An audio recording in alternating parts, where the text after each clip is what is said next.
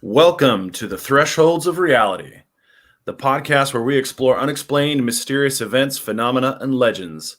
Today, we've got the luck of the Irish, and we're exploring some of the weirdest stories from the Emerald Isle. Strap in as we examine the edges of the unknown.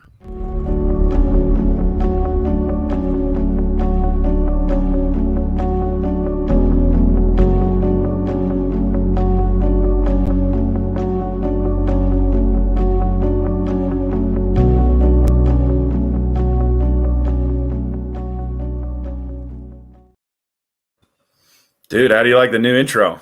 I love it. I was just about to say, my favorite part is the beware children we use for experiments. Yeah. Yeah, my buddy Brian put that together for us. He's the guy I do the dodgeball league with. And yeah, so thanks a lot, Brian. Appreciate that title sequence. It looks really, really good. But today we are talking about St. Patrick's Day. Today is St. Patrick's Day. Are you wearing green? No.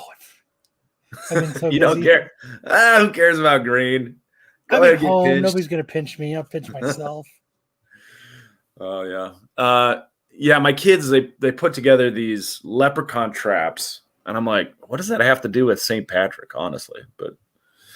But we're going to get into all that kind of stuff today. And the first thing I wanted to kind of talk about was, who was St. Patrick? Why does he have a day named after him? And why is it so entwined with the Irish? St. Patrick was a Catholic priest who went to Ireland and basically converted the whole island. And he was English, born English in Roman governed England. He left England at like 16. According to him, he was captured and sold as a slave, and finally made his escape in his early 20s, and then converted to the church, joined the cloth, and went to Ireland to preach to the pagans. And the Celtic pagans didn't really like him very much. Like they beat him up all the time. And Sticks, thanks for tuning in. Yeah, let us know. Let us know who the guest is. But St. Patrick went to preach to the pagans. They would beat him up. They put him in prison, and he didn't really get anywhere with them for the longest time. And then finally, he started talking to them using clovers, using shamrocks. And like that was the thing that won them over. He's like, "Hey, look at this shamrock. This is like God, Jesus, and the Holy Ghost." And they were like, "Oh, okay." Like that cracked me up. Like they're like, "Oh, shamrocks. Now you're talking. Now you've got us." And so he finally had a lot of success. As his life went on, there were all these legends kind of building around him. One of them being that he chased all of the snakes out of Ireland, which is kind of a funny legend to have because it doesn't appear that there were ever snakes in Ireland. Ireland So he did a good job then.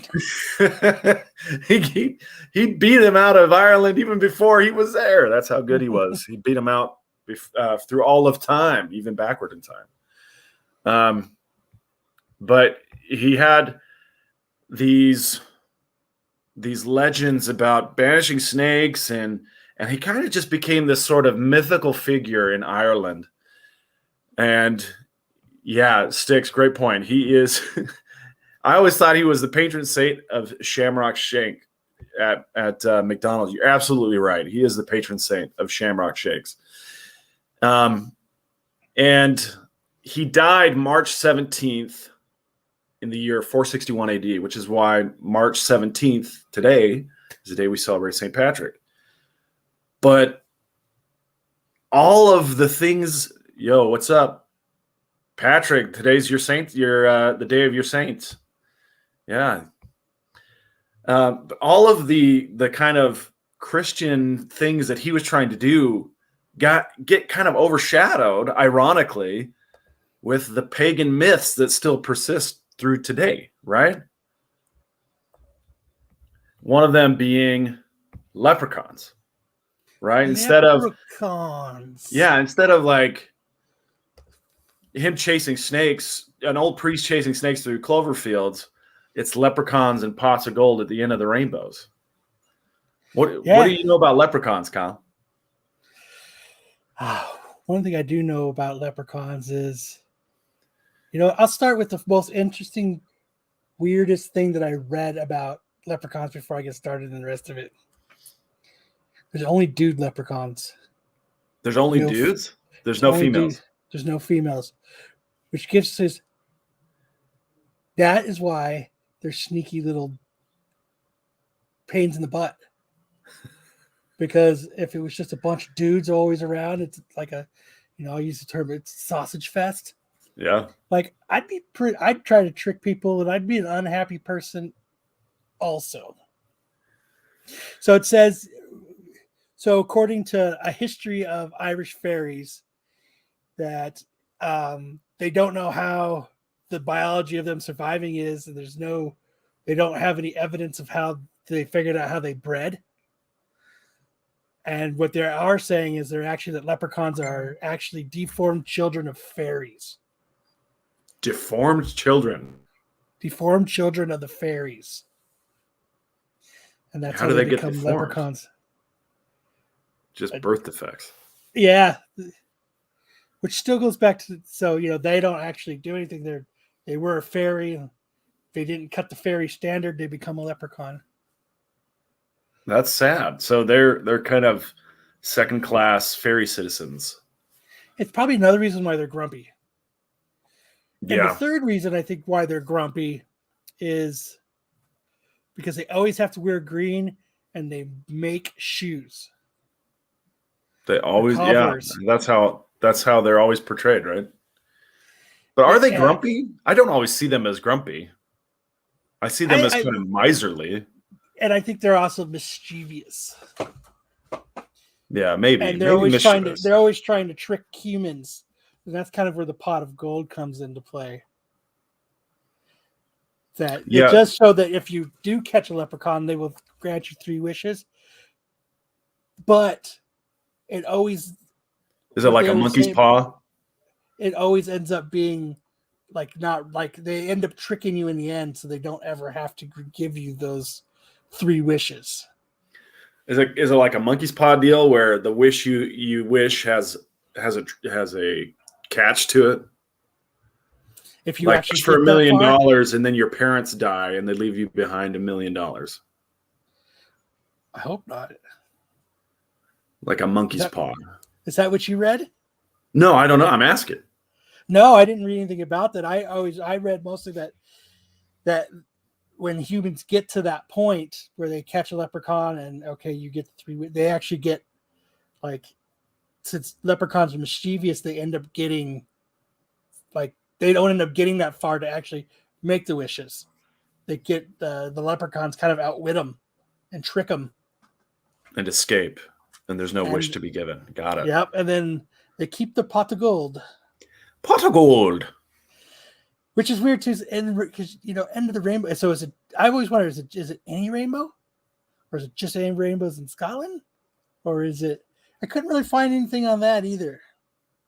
Well, I would say if you find the end of any rainbow, you're probably doing pretty good, because those are hard to find. Have you ever tried? Yes, I have too. Never got there. It's really tough to find a rainbow stationary enough for you to get to the end of it. Because as you move, the light refracts and the end of the rainbow always is ahead of you. Sometimes, though, you can actually get to the end of a rainbow, but it is very difficult to find a rainbow that stable. Because most of the time, it depends on the position of the viewer in relation to the light source. Yes. It's very rare that you find one that is stable regardless of the position of the viewer. So it's almost like a trick in itself that there would be a pot of gold there. Yeah. It's like it's kind of wishy-washy as far as a a bank goes. It's kind of wishy-washy because you never know when that rainbow is going to stabilize or just vanish. But yeah, I mean, it's been working for the leprechaun so far. I mean, it's been all this time. I mean, but how does anybody like? Why does the leprechaun myth persist? Why do people still think about leprechauns? That's the question I have. Because if they catch one and they get to it, they might get rich. Yeah, So I mean, I know why it's my almost like kids. it's like the dangling the carrot in front of you. You know, it's always right in front of you, kind of like the rainbow. It's right in front of you, and no matter how you try to go to it, it just keeps, it stays that far in front of you. Yeah, it's just that what if. Might as well take a chance and chase it down just to see. But I've always thought that leprechauns and like the tooth fairy kind of occupied the same space. You know what I mean? But I did read about some recent sightings of leprechauns. Did you see anything about that? So here's one in 1989. A man found leprechaun clothes and a skeleton with only 4 gold coins, which means nearby in the mountains in Ireland, in what is it, Carlingford, Ireland, which Yeah. means somebody got his pot of gold. Yeah. Because if he's only got 4 coins, he only had 4 coins left. Yeah. So it says the discovery prompted a hunt for more leprechauns on Easter Sunday that year. None were found. Surprise, surprise! Those are slippery little guys. It says Kevin Woods continues to search those woods, and in 2002 it says he found more gold coins. You think that's just people losing them, like get their phone out of their pocket or something? Or I mean, there's always the thing where no one was there to watch him. No one was there to keep an eye on him, right? And so it could be the fact that he planted the coins himself, right? That's a possibility. But it's also possible that he did find coins up there. He threw his own coins and then found them. That's possible. Yeah. Says he says what's that? Those coins gave him a psychic link to the 236 surviving leprechauns in Ireland. I think that is both hilarious and kind of cute that he was able to pin down. Oh, I he's like the Lorax for leprechauns, right? I speak for the leprechauns. I speak for the trees. All 236 of them. It's kind of like Venom when he's back to the mine hive. He's connected to all the other species of venom. Yeah. So I wonder if that's kind of what it is. Like now that he's part of the collective like mine hive, and now he knows that there's. I mean, because 236. It's. I mean, he didn't round it off. He didn't. It's not a lot. He didn't round it off at 230. He didn't round it up to 250. He just kept it an odd number, an even number, but 236, which is Yeah, it's a very particular figure. So it says. And then in 2009, leprechauns became protected. So they're protected now. Yeah, I think I read that they created a preserve near Carlingford for these supposed leprechauns. They spared no expense, I hope. Yeah.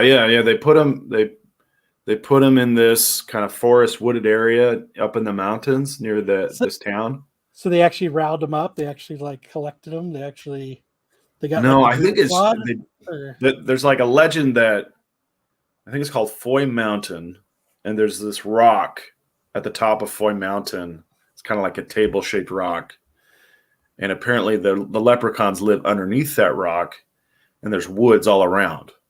Mm. And so I think it's just the area around that mountain that's preserved. They don't no one's ever found a real leprechaun. They found these clothes with the skeleton.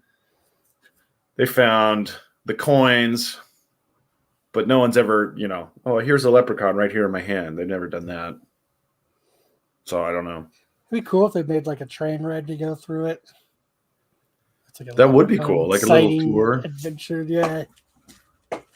Does that guy still do? Does he still do hunts? Leprechaun hunts? I don't know. I mean, It doesn't that's say a if he long does, time. I wonder if he's still alive. but that's how he would be able to like cash in on what he's doing. He could Yeah. take small groups and go to look for the coins, look for more clothes. Yeah. You know, I heard that every St. Patrick's Day, there's 2,000 of these little coin cauldrons that they hide all over town. Yeah. So maybe, I don't know, maybe that's something. To do that here in Phoenix too, they're hidden in all these bars and these pints. You got to look at the bottom of every glass. Every pint of Guinness at the bottom of every glass, there's a chance you'll find a gold coin. I just thought that was interesting that there's all. It still blows my mind that they're only dudes. Yeah, I didn't know that. I didn't know that about leprechauns. Because in Darby O'Gill and the Little People, there's men and women. Yeah, according to this, the history of Irish fairies. That's where they talk about. So that means also that it's only male fairies that come to form to become leprechauns. That's what I gathered from that, right? They're the incels of the fairy community. Yeah. They're the ones who can't find a mate, so they join a leprechaun colony. It's better than a leper colony, But not by much. but not by much. Lepers don't have to worry about people stealing their gold. True. And they don't. You've got some information about changelings, though, don't you? Yeah, so there's these other. You were talking about fairy folk. Well, in Irish mythos, there's another type of fairy folk that I think is probably associated with a lot of different things, but they're called changelings. And what a changeling is a fairy that takes the place of a human, and then it kind of carries on as that human, but it creates all of this kind of paranoia in the people around it. And most often it's associated with like babies, that a mom suddenly feels this kind of estrangement from her child, and she believes that it's because they were swapped out by one of these fairy folk. And so it creates this kind of... They were swapped out. Yeah. That the changeling took their place. And I can feel like I feel like this is very much associated with like a postpartum depression type thing, where mom has a baby, she doesn't like the baby, she starts to feel paranoid around the baby, and so she accuses the baby of being a changeling. And most of the time, it just passes, right? There's not this lingering sense. As the baby grows up, the mom kind of lets go of the mania and moves on. But these types of fairy folk beliefs can be really serious. And there's a famous case of a changeling. In 1895, there was a woman named Bridget Cleary. She was married to a guy named Michael Cleary. And Bridget and Michael had been married for a while, but Bridget didn't have kids. She didn't give Michael any kids. She didn't want to have kids. And she had her own business, and she was making her own money. So she wasn't dependent on Michael as much as most women were on their husbands. And in most portrayals of this story, they show Bridget as kind of an independent or a strong woman who was in control of her own fate. And Michael, who struggled to bring home the money, was resentful to her for this kind of strong-headedness that she had. Well, Michael's not going to be left behind. So at one point, his father-in-law, Patrick, there's another Patrick for St. Patrick's Day. So Bridget's father, Michael's father-in-law, Patrick, moved in with them. And that allowed them to purchase or move into the biggest house in the village, which was reserved for laborers. And it was a huge house, and there were lots of people who had the opportunity to buy it, but they passed it up because they found out that the house was built on a fairy ring fort. And you're like, well, what's a fairy ring fort? What does that mean? Is it like well, it's a ring of trees that has been blessed or cursed with druid magic. And so if anybody tries to cut down the trees, they're cursed to death. They will die as a result of having cut down that ring fort. Well, nobody in town wanted this house because it was built on the site of a fairy ring fort, and possibly even with the lumber from the trees of the ring fort. And pretty soon, this sort of paranoia started creeping into Michael's mind that his wife was a changeling, because she didn't listen to him. She didn't want to do the things that he told her to do. He started to suspect that she was cheating on him with people in town. She kind of just sounds like a strong, independent woman. She's just, yeah, like she had a job, and she would go to her brother's house to do her work, and then and Michael would try to tell her when to be home and what to do, and she's like, I can't. I have a business. I have a business to run. You can't tell me what to do. Oh, this was in the late 1800s. Yeah, 1895.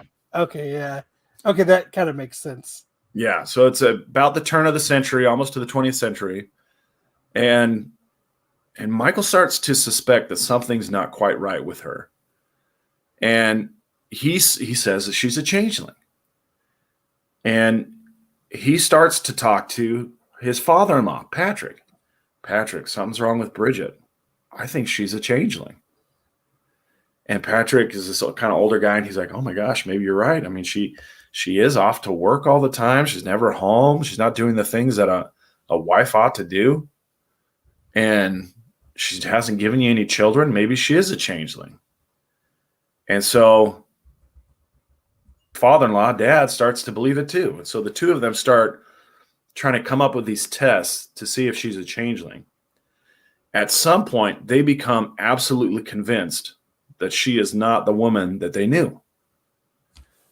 And so Patrick and Michael decide that they're going to tie her down in her bed and hold her there and test her until they reveal her true nature. And she was there for quite some time. They had windows open, and she got bronchitis. And at one point, the bronchitis was so bad that they thought she was going to die. And so they brought a priest to administer the last rites. And after the priest had come, they started throwing urine on her, because that was supposedly one of the things that would bring out a changeling. And then on the 16th of March, which was yesterday, right? But in 1895, she was reported missing. And the search began to find where she had gone. And they found her body, her charred remains, buried in a shallow grave in the woods on the 22nd of March, just a few days later. Well, they arrested Michael and Patrick and 7 other people. So 9 total were charged in her murder. Michael had convinced 8 other people, including his father-in-law, that this woman had been replaced by a changeling. Your daughter is possessed by a changeling. You know what? No, it's not your daughter. It's not your daughter. She's a changeling that looks like your daughter. Yeah. And like, that's crazy too, because he's got to be like, you know what? She doesn't listen to you. She doesn't do what you say. I think you're right. Yeah. There's no other explanation. Like what could he possibly have said that would actually, like, to get his father-in-law, which would have been, her dad, let alone 7 other people to be like, I think you're on to something. I think you're onto something. And I think he probably invoked the curse on the house for the fairy ring fort, right? He was able to invoke that to kind of bring the image forth and say, hey, look, there's a logic to what I'm saying. All of this started when we moved into this house. That's when she got switched out. And so trial goes on, and it turns out that he didn't intend to kill her. He was trying to scare the changeling, and he had a torch. And apparently, if you burn a changeling, it reveals its true nature. But he had a torch, and it like dripped some sparks on her or something, and caught her shirt on fire. And he was like, well, in for a penny, in for a pound. And he dumps a bunch of oil on her too to finish her off. And so she's burning to death, and that's how she died. She died from burns. And the jury, apparently the jury was able to examine her body, because after they found the body, they kept it in like a farmhouse nearby so that the jury could examine it. And they could tell that it was her, because her face hadn't been burned that much. But her face was like twisted up in agony, that they could tell how much pain she went through before she died. And I was like, man, that is intense. That is crazy. Well, her husband was convicted of manslaughter, which is murder. And they gave him 20 years, sentenced him to 20 years, but he only served 15 in like a prison work camp. You know, those old scenes where they're breaking rocks. That's what he was doing for 15 years. And so the changeling, that's the story of the changeling. And what is impressive to me is that these are fairly modern stories, right? 1989 for the leprechaun, and 1895 for this changeling story. I mean, those are fairly modern times, right? 1895 was after the trains were invented, after it's not much before Titanic, right? The Titanic. Most of the United States had been formed by 1895. And the state of Arizona was less than 20 years before the state of Arizona was made a state. Less than 20 years before World War I. And yet these myths, these legends, these types of like social mania were still in the hearts of the people to such a degree that they would blame a murder on the belief in these legends.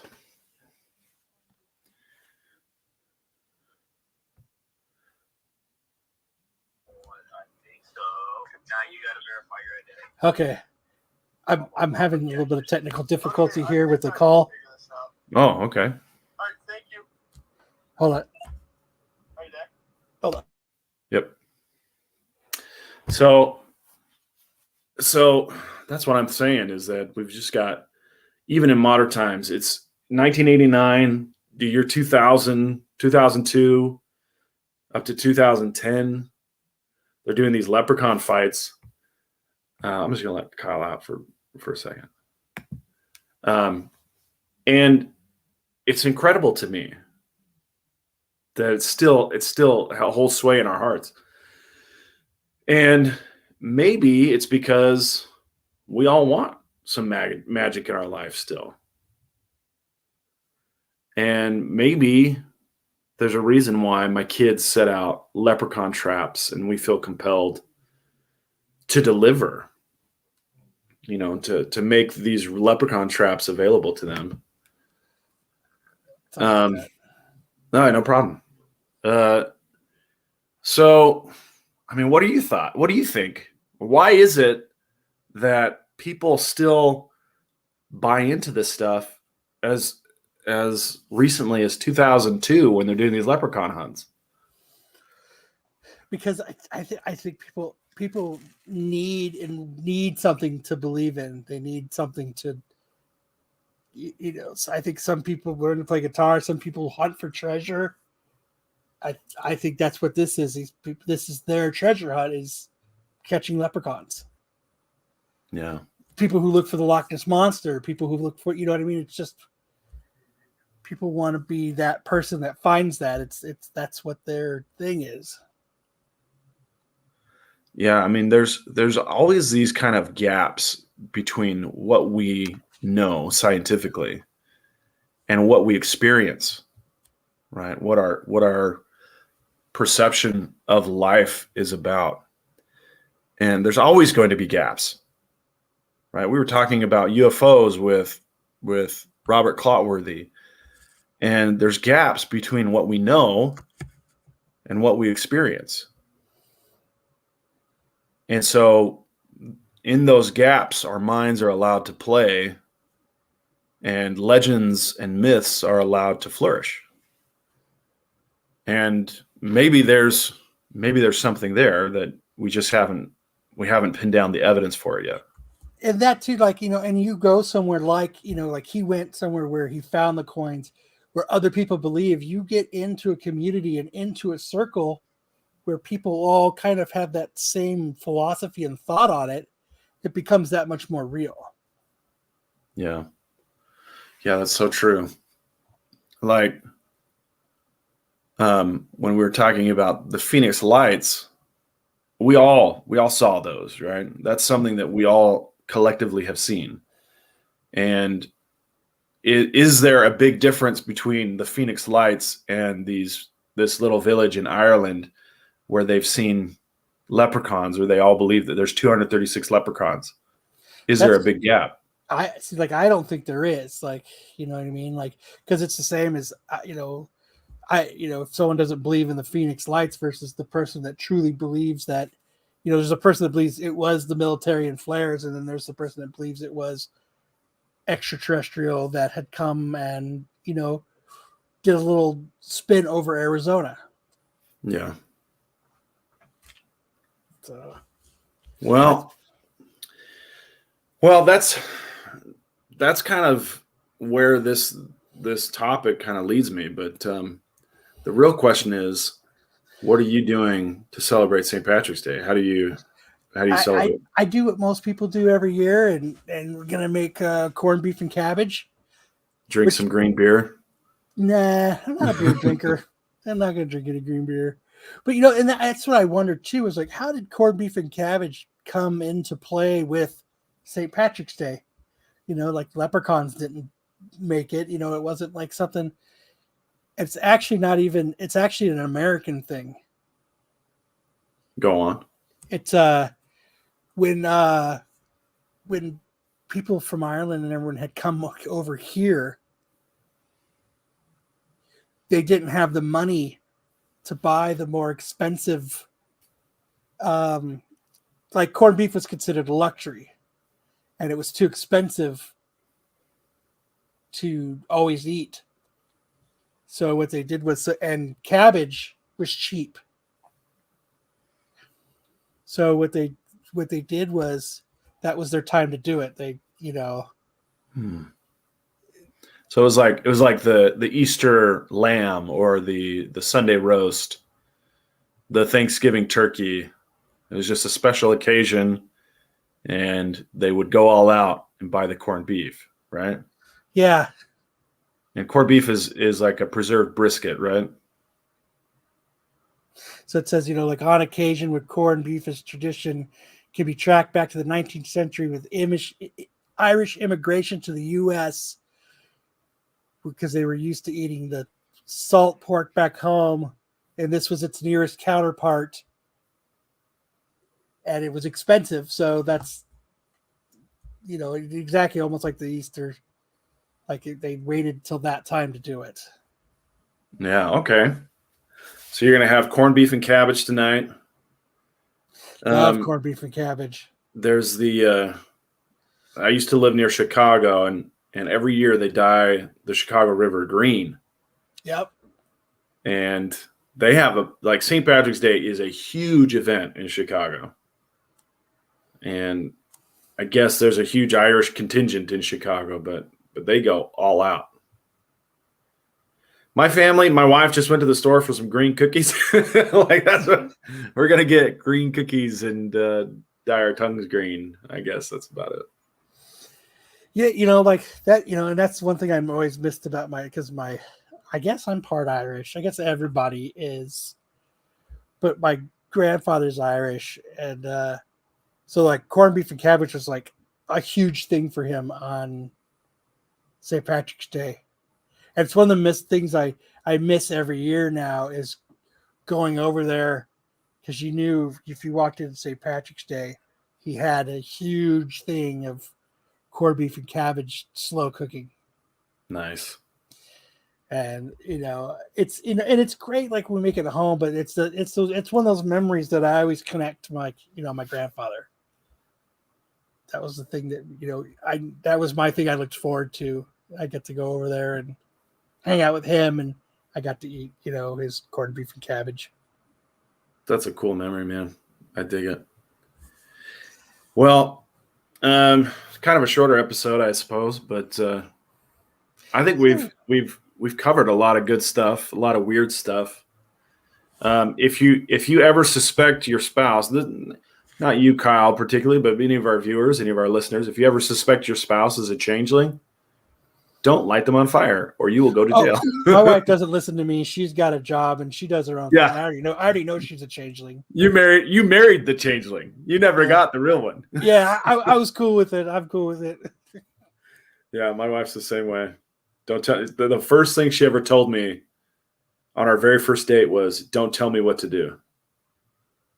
That was the very first thing she said. I went to open the door for her. I said, "Oh, let me get the door," and she goes, "Don't tell me what to do." I was like, "Oh,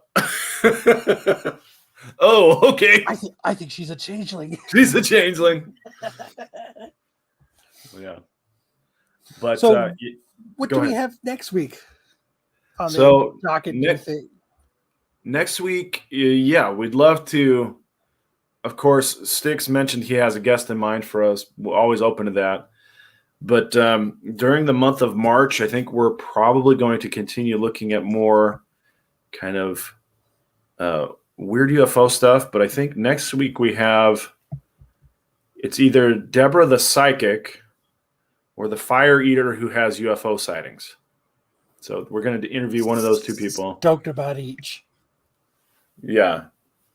And hopefully we have another episode in between, kind of along the same lines as the interview. And if not, just keep your eyes peeled. We'll try to get a schedule that you can kind of run with, but as we're starting out, we're just trying to get the content up as quickly as we can. And remember, everybody, if you're listening to this in your car, on your drive home, remember to like and subscribe, get notifications so that every time we drop a new episode, you guys know it's there. If you ever, we do this live on YouTube. So anybody that's listening in your car, we do this live on YouTube. So, we're on YouTube, YouTube and Rumble live right now. We're streaming to YouTube and Rumble.